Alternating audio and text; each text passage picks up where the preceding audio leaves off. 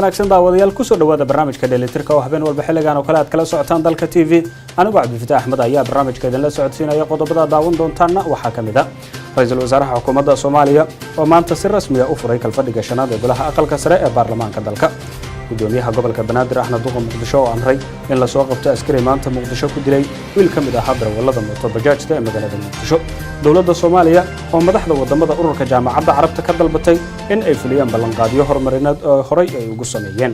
wasaaradda dastuurka ee dawladda federaalka ee Soomaaliya oo dood cilmiyeed ku saabsan dib u eegista dastuurka ku qabatay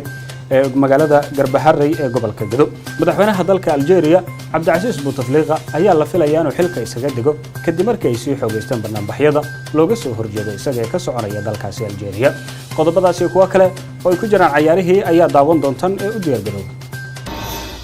تاج الأحوال العالمية انت تكست مسج وتليفون وقدو يا تاج العكتات سوقي تاج